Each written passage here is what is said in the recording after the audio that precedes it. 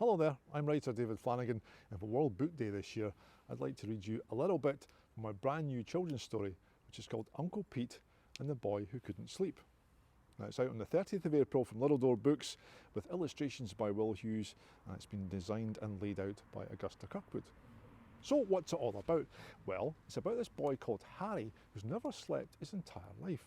He never gets tired, but his mum and dad do, and so do all the people in his town, because they've tried absolutely everything they possibly can to get Harry to go to sleep, but nothing works. Well, just when everyone's completely exhausted, Harry's Uncle Pete turns up. Now, he's an explorer, and nobody's seen him for years because he's been off on all kinds of adventures. And he thinks he might just have a solution to help Harry get to sleep, the help of an old map and a very special little companion who just happens to be with us today. Hello, TM. TM says hello. Am I going to read the whole book? No, TM, I'm not going to read the whole book because that would spoil a surprise for everybody. Will I read a bit with you in it? Well, to be honest, you're in most of it. Chapter 3. Chapter 3 is a great idea. Because Chapter 3 is the one that you kind of introduce to everybody and the adventure gets underway properly. Okay then. Well, do I have a copy of the book? No, I don't have a copy of the book yet because it's out on the 30th of April. But Uncle Pete has left us his Explorer rucksack. And inside there might just be a copy of the manuscript, which is the story written down but before it becomes a book. Shall we take a look? Well, okay. Yeah, you can go in my pocket. You go up there. And I'll have a look in the rucksack. So, what have we got in here? Giant lump of cheese. I'm assuming this is yours. Another lump of cheese. Don't want to eat all that before bedtime. Okay, we got baked beans and more baked beans. And goodness me, more baked beans. Oh, that was rolling away. More baked beans again. More baked beans. Goodness me, more baked beans. Even more baked beans. There's something different. Big giant jar of strawberry jam. Another big giant jar of strawberry jam. Oh, what's this? A jar of stardust. Is that a real thing? Just me put that down there. Oh, it's important. Here we go. Here's a copy of something that looks like a manuscript. So let's see if we can find chapter 3, shall we? Here it is. Okay, ready. So just to explain to everybody, this is the bit in the story. Well, Uncle Pete has learned about Harry's problem and he's run back to his house in the forest to see if he can help. Okay. Uncle Pete ran all the way back to his explorer's house, which was in a forest by a lake a few miles away from where Harry and his parents lived. Uncle Pete had built the house himself using old trees that had fallen down in stormy weather.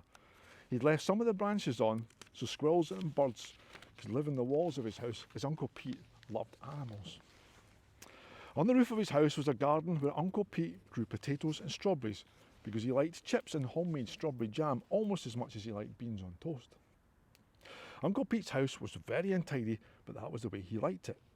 Inside, he had lots of books about exploring and hundreds of copies of the cookbook he had written himself about how to make the perfect beans on toast, chips and strawberry jam.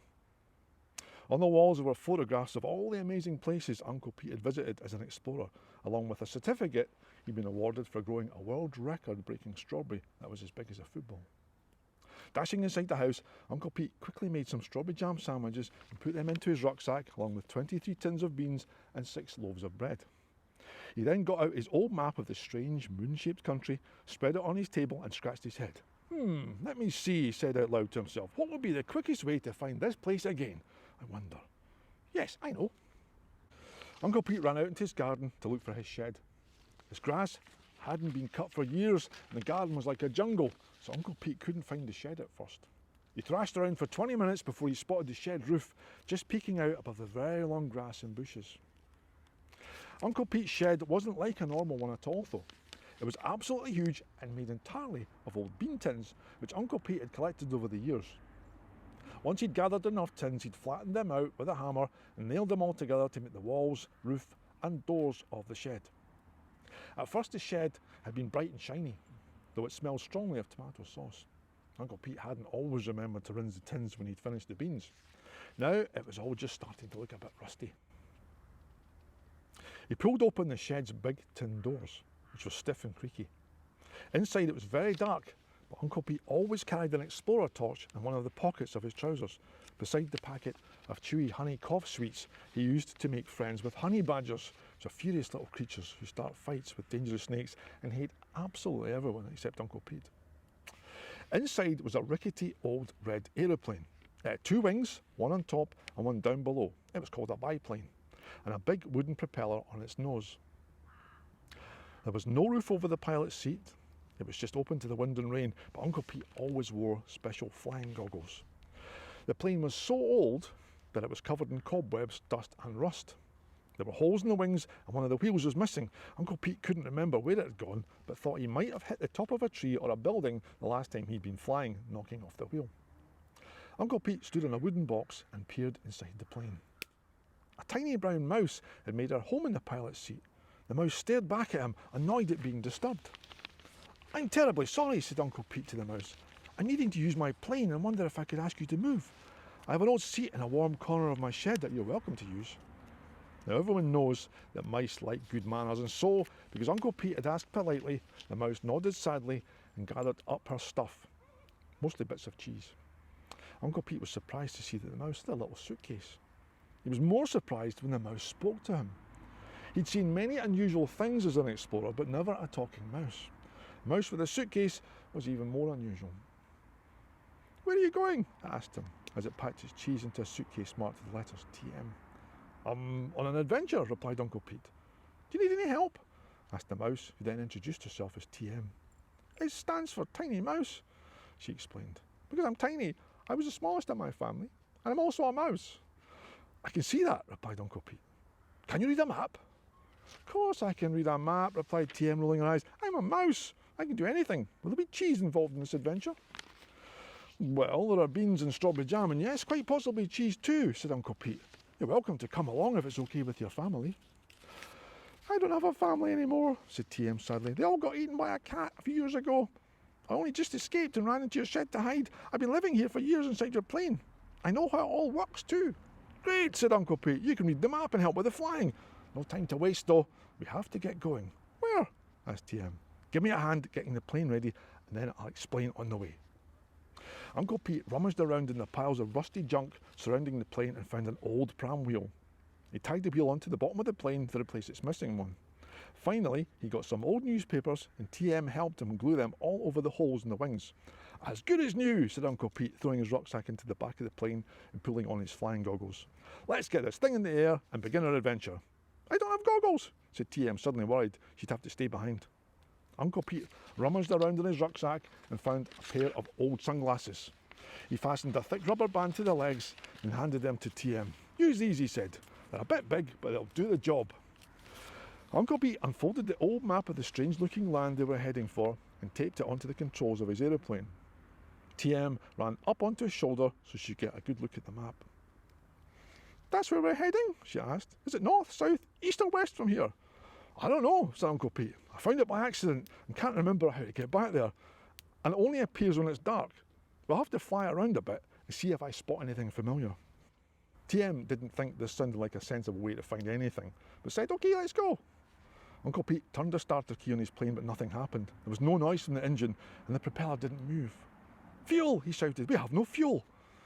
Uncle Pete then remembered how, on his last adventure in the plane, he'd run out of fuel just before he'd made it back home safely. The engine had stopped and he'd had to glide back into the garden, knocking off the wheel in the process. He jumped out of the seat and rummaged around in his shed looking for a fuel container. They were all empty. Uncle Pete then spotted an old jam jar full of silvery dust up on a shelf at the back of the shed. He unscrewed the top and poured the mysterious powder into the plane's fuel tank.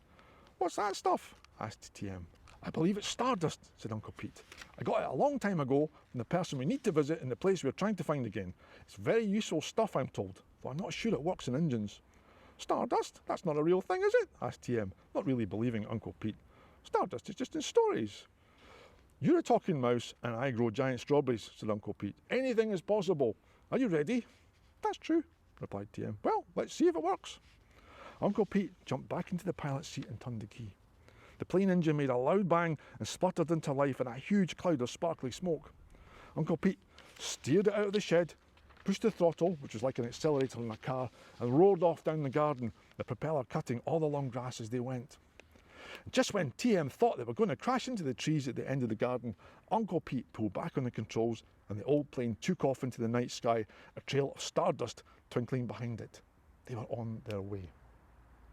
Well, I hope you've enjoyed this chapter, and I really, really hope you enjoy the whole book when it comes out in April. Don't know about you, TM, but I'm quite hungry. I quite fancy some beans on toast. What do you say? Take care, everyone. Bye-bye.